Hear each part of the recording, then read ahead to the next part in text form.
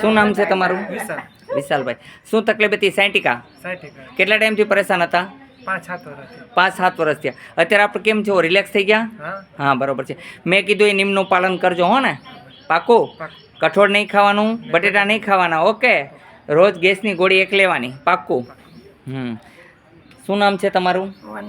વન્નાબેન. Chikungunya હતો, પગ દુખતા હતા, કમરમાં દુખતું હતું, આપ ઊભા ન થઈ શકતા હતા, પતિની ને એક બેનની હેલ્પ લેવી પડતી હતી. અત્યારે એકલા ઊભા થઈ ગયા કે ન થઈ ગયા? થઈ ગયા. મજા આવી કે ન આવી?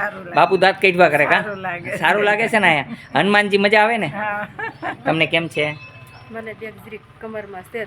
એ તમને મેં તમને શું કીધું?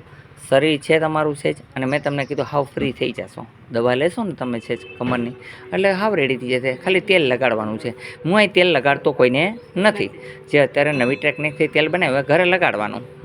તમને એકદમ રિલેક્સ થઈ જશે, બરાબર છે? અત્યારે બાકી બધું તમને એકદમ રિલેક્સ હોય પગમાં. કારણ કે તેલ લગાડ્યું એ જગ્યાએ રિલેક્સ પોઈન્ટ કર્યા હોય. રિલેક્સ કમરના પોઈન્ટ હું એટલા બધા કરતો નથી. હાર્ડ વર્ક નહીં કરવાનું, ધીમે ધીમે કરી દેવાનું. બોલો, તમને કેમ છે? સારું છે, બરાબર? તમને બેને કેમ છે? સરસ છે. તમને સારું છે, બરાબર? આવું કામ છે હનુમાનજી મહારાજનું. આપને કેવું લાગ્યું? આપને કોઈ પાસેથી રૂપિયા પડાવી લીધા હોય તો કહેજો. ખોટું બોલે એને ભગવાનના સોગંદ છે. તમારે કોઈ પાસેથી કાંઈ રૂપિયા નથી લીધા ને તો વાંધો નહીં. આપણે ફ્રી ઓફમાં ઈલાજ કરીએ છીએ. હા, કોઈ ચાર્જ છે નહીં. તમારી ખુશીમાં જ મારી ખુશી સમાયેલી છે. બોલો જય હનુમાન.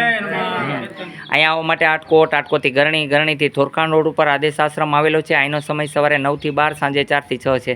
કોઈ પણ પ્રકારના રોગ હોય તો એનો ઈલાજ આપણે ફ્રી ઓફમાં કરીએ છીએ. ટ્રીટમેન્ટ ચાર્જ કોઈ નથી. બોલો જય હનુમાન.